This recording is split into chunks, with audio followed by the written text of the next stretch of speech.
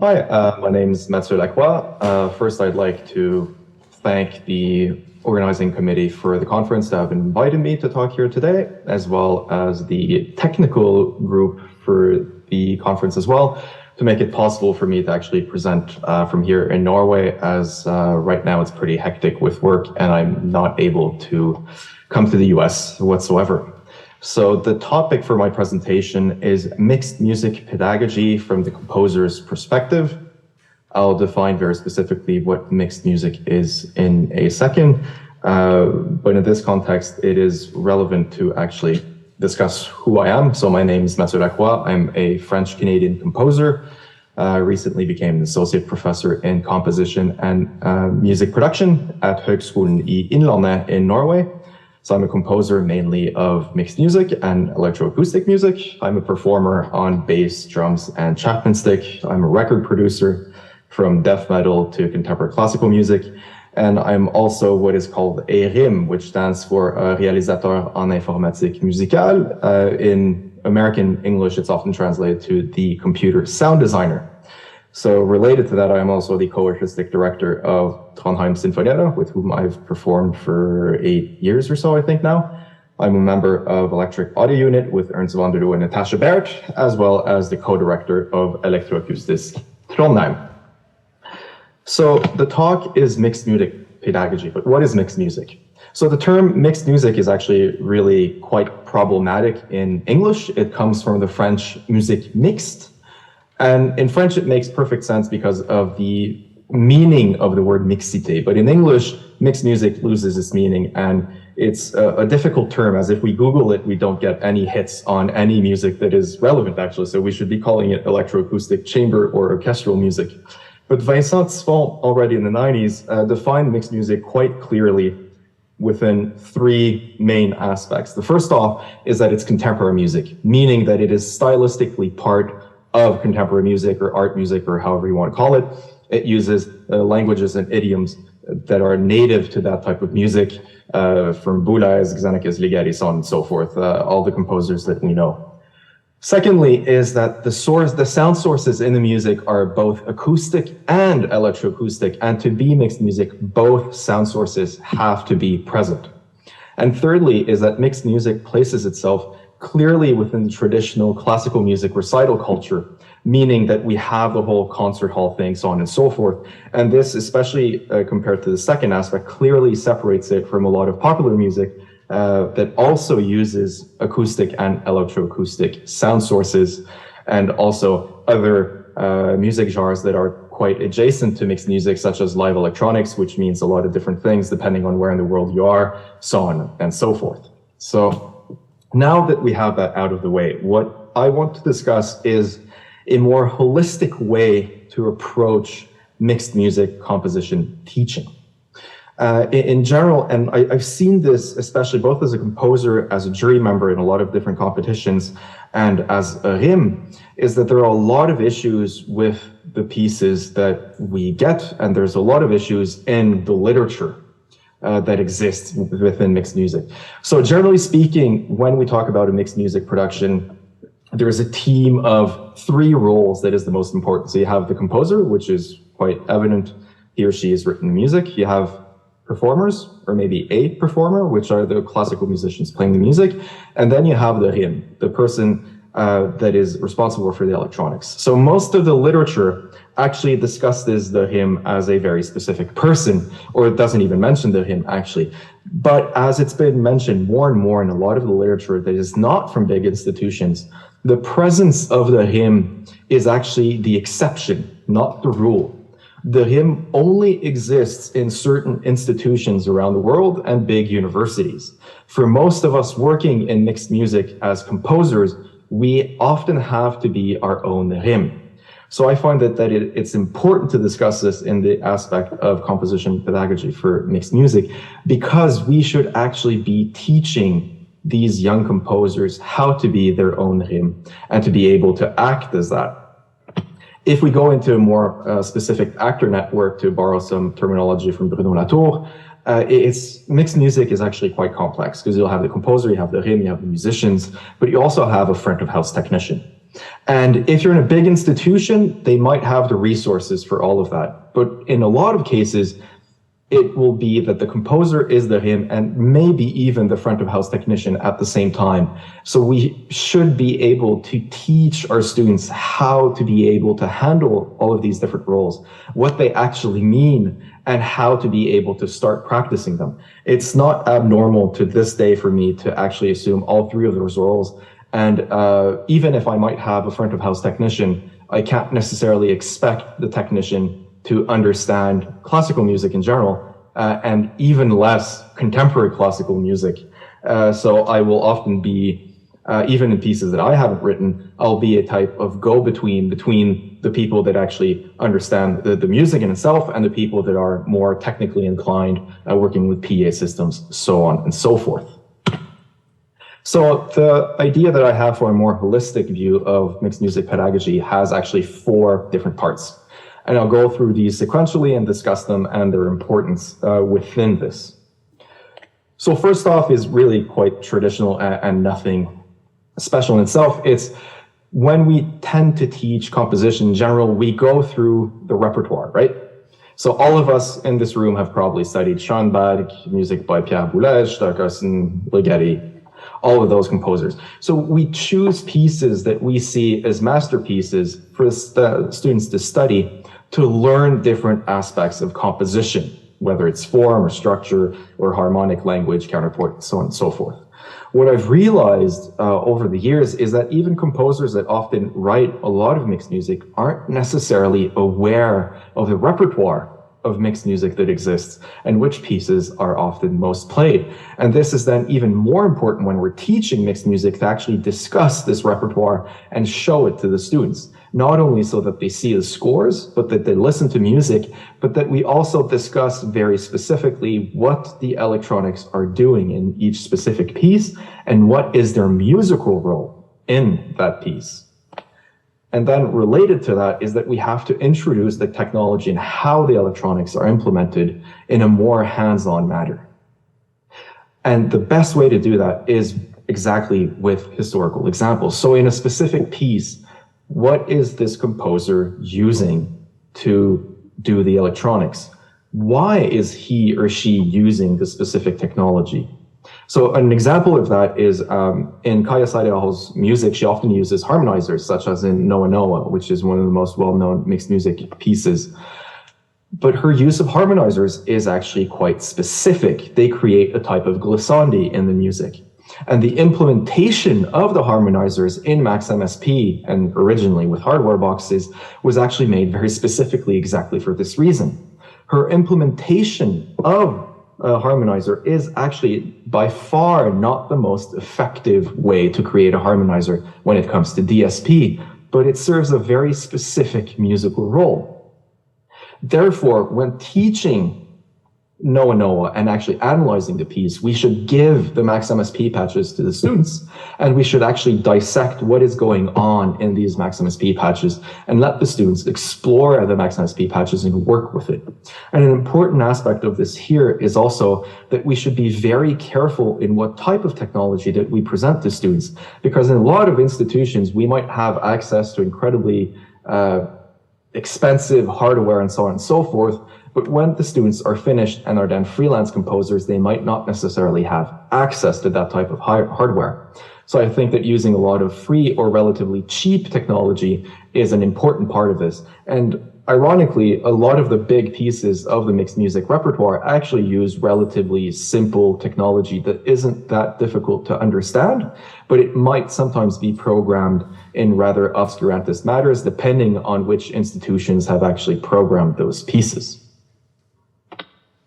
Thirdly is what I've termed synchronization strategies. So this was a big part of my doctoral research.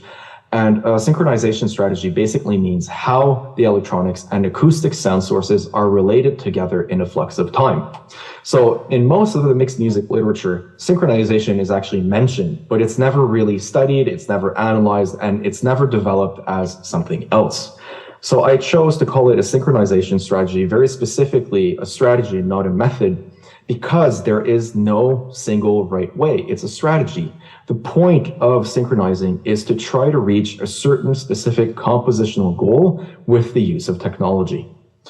So I've separated synchronization strategies into three main families. The first one is called fixed media, which we all know, whether it was originally tape, it could be video nowadays, or sound files, although the files are the fixed media has to be of a certain length so that it imposes a certain flux of time.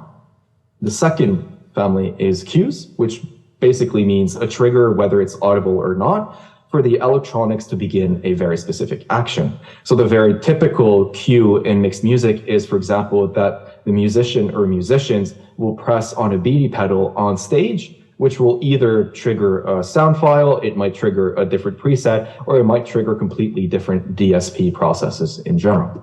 And the third family is what's called following, which means using any variable from a musician's perspective to synchronize with the electronics. This can be really simple, such as following the amplitude of the musician, so that when he or she reaches a very specific amplitude, something happens. So a bit like a gate. It could also be something as simple as pitch detection, or something more complex as score following, or even using video or audio descriptors to grasp something of how the musician or musicians are actually playing to do something else with the electronics. And now what's important here especially is that in the real world, most pieces actually do not use a single synchronization strategy. They mix different strategies to have different positives and negatives of each of them. But the way they're used is generally very interrelated with the musical roles that the electronics will actually have in the piece. So the only aspect of synchronization that was often mentioned earlier on in the literature are, for example, the aesthetic debates between real-time electronics or deferred time, meaning fixed media. But these were aesthetic debates. They had often very little to do with the synchronization and very little to do with the actual performance. Well, a lot of literature in the last 2 decades, especially from performers such as Sebastian Berweck, Elizabeth McNutt, but also Suzu Enns, and so on and so forth, have actually really shed a light on how different aspects of the implementation part of the electronics highly influences the performers and how they're able to play the music properly, or that sometimes it might also be quite awkward for them to actually try to play the piece as it's written because the electronics are poorly implemented when it comes to the thought of synchronization. So fixed media, for example, can be incredibly useful and aesthetically strong and completely justified, such as in the pieces of the French-Polish composer Pierre Jodlowski, where he often uses fixed media to actually achieve a certain aesthetic that is much closer to popular music than to contemporary music. And this often also even makes it easier for the performers to perform the music, as they're able to hear the groove in the fixed media and follow that, which is often much easier for them than if we were giving them a click track, for example, which especially for string instrumentalists can often make problems with their intonation. And the fourth aspect is to do small projects related to all of these earlier aspects. So as I've mentioned, firstly is really to analyze historical projects or pieces or even parts of pieces with the score, listening to them and looking specifically at how the electronics were implemented, not only in the sense that, well, this frequency shifter was done in this way to have this specific effect, but how is it synchronized with the performer and how does it influence the performer? And here it's especially important that the students would actually have access to performers to practice these pieces with so that they get more hands-on experience. Secondly, I would actually propose that they redo certain parts of well-known compositions, maybe even shift certain implementations or synchronization strategies so that they can see in person and feel the influence of those differences on an actual performance. And thirdly, that they create short pieces themselves and program and do all of the implementation themselves and then get them performed. In most mixed music classes that I've seen, it tends to focus on only one of these different projects, when I really think that students need all three of these aspects to actually really have the chance to explore how it is to compose this music, the issues in getting this music performed, and also how deeply synchronization strategies and the implementation of technology actually influences the aesthetics of the piece.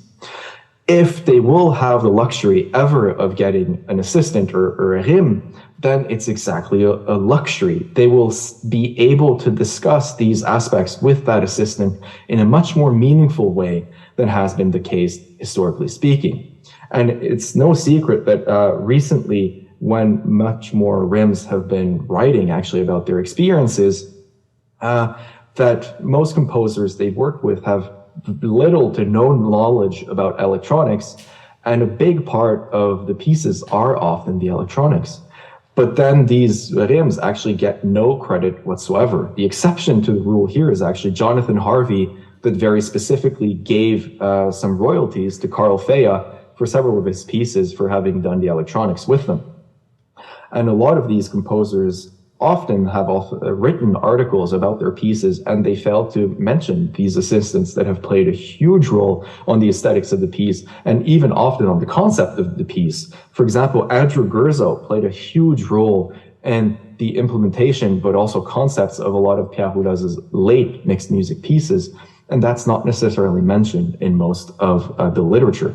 So all of these different aspects are quite important that we start mentioning them at an early stage for young composers so that they can practice these aspects. And obviously, it's not expected that after, say, a semester or a year, they master being a composer, they master being a RIM, or they master being a sound technician. But it's more that they have an introduction to these different aspects to actually understand the difficulties and various issues related to each of these. And I think that's really the core of being a successful mixed music composer. And it's Sebastian Berweck that mentioned in his PhD about being a self-performing pianist for mixed music, where he did not work with a RIM and often actually not with a sound technician, that he rarely ever received the electronics to a piece that actually worked. He always had to program them himself, and that's unacceptable from the side of the composers. We should actually be able to submit electronics to ensembles or musicians that actually work properly and that we know work properly and are possible to perform in the way that the music is meant to be played. So that was my presentation. If you have any questions, feel free to ask them. And if we don't have the chance through this Zoom session, feel free to take contact with me as well. Thank you so much, Mathieu. We do have time for questions, so who would like to begin? And if you can't hear the question, I can repeat it for you. Perfect. I think I saw Sky. Do you have specific examples for historical pieces that sort of entry-level people could redo, or what you recommend for the first historical pieces to redo? Did you hear that? Yeah, I heard that. Noah Noah by Sadia Ho is a perfect example, actually. It's a very simple piece. It's difficult for the flutist, but it's easy to redo several aspects, and it's an easy piece to understand when it comes to the implementation of the electronics. A lot of fixed media pieces are also great examples and can give the students the opportunity to think if the piece could be done in a different way, and if that would actually influence the aesthetics of it or the performance of it. 60 Loops by Pierre Jodowski is an example I've done as well. Le Tombeau de Messiaen of Jonathan Harvey would be another one that you could do. There's hundreds of examples. Often it would be to find pieces that are short, which is not the easiest thing to do in mixed music either, and to have access to the electronics. I hope that answers your question. We'll get to you, Katie, but I think I saw someone on that side. Okay, Katie. That he yelled to me, thank you. I have two quick questions. The first actually related to what you were just talking about, Noah. Jim M entered the waiting room. Oh, cool, hi. Was that, have you ever taught, like, for example, some of these, especially these early max patches, could really just be done in a DAW now, and I was wondering if you've ever just sort of talked about the the pros and cons of which sort of tool you use to do a thing, using Max versus using Super Collider versus using Python versus using a DAW to achieve particular tools in a facile way. And then the other question I had, so the Ream thing is a super European model, and you're talking to a room of Americans, so I'm not sure if many people in the room are familiar with that. And one question I had was, because I know, like, in my degree, one thing we had to do was play, quote, Ream for each other as composers. And I was wondering if that's, if you've had experience with that and how successful or not that's been in this more European context, where you have composers actually assigned to be the Ream of their peers. Okay, I'll go back to the first question. Yeah, I have done certain things like that, and I myself have also reprogrammed certain pieces to use completely different architectures than what were meant, just because it's easier. In September, for example, we played a piece by Olga North, and it was easier to just do it in DAW. So I do have quite a bit of experience of doing that type of thing, and it's one of the things I definitely discuss with a lot of the students, especially the students that are in music technology and not necessarily in composition. For the second part about the RIM, I mean, in the US, you still have the idea of the computer music designer, especially with the institutions that are quite rich. And even though the RIM is a European or very specifically French concept, it's actually not part of most of Europe whatsoever. I don't know any institutions in Scandinavia that offer you a RIM, for example. And for the third part, what was it again?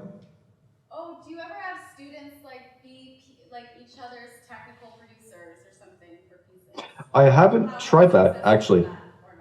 It's a great idea, and I've seen other universities do that. It would be interesting to try it out, and I do think that the main aspect is exactly to have these composers actually be a RIM as well in general, to get to practice and see how it feels and so on and so forth, and get more hands-on experience. Thank you, and I think we have time for one more. Jimmy? I'm Jimmy. You brought up the idea of credit, and this idea that there's a lot of like sound engineers who have been undercredited for their work in like famous pieces of 20th century music. And I think that's something that's come up a lot in my studies, not even as a composer, but just as like someone in a music department. That's something that's like philosophically important to talk about right now. And even like, there's a copyright lawyer here in attendance who, you know, spends their time thinking about like what counts as creativity and what counts as like musical ownership. And I was wondering if this work is like, as being a sound engineer for a piece, you know, you've talked about people who've been undercredited, but are there any other ways in which that has informed or changed how you think about what it means to own a piece of music or to take credit for a piece of music? I won't go into too many specifics, but there is one very specific composer that is very well known in the mixed music repertoire who I know as a fact that a lot of these ideas are not from him. And most of his very famous ideas are actually from his assistants. So that is a major issue that has to be tackled at some point. But these are also often people that are still the gatekeepers that can influence your career quite a bit. So one has to be quite careful and so on and so forth. But it is starting to get a lot more discussed in our field.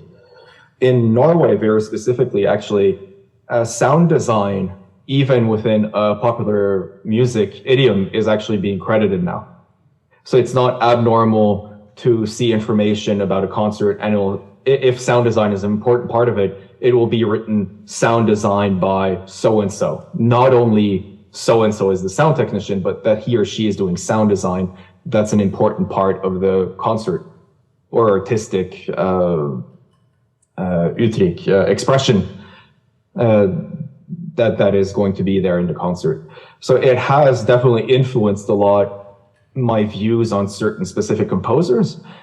And it has also made me reevaluate often how I've worked with other people, both sound engineers and also when I'm an assistant for others.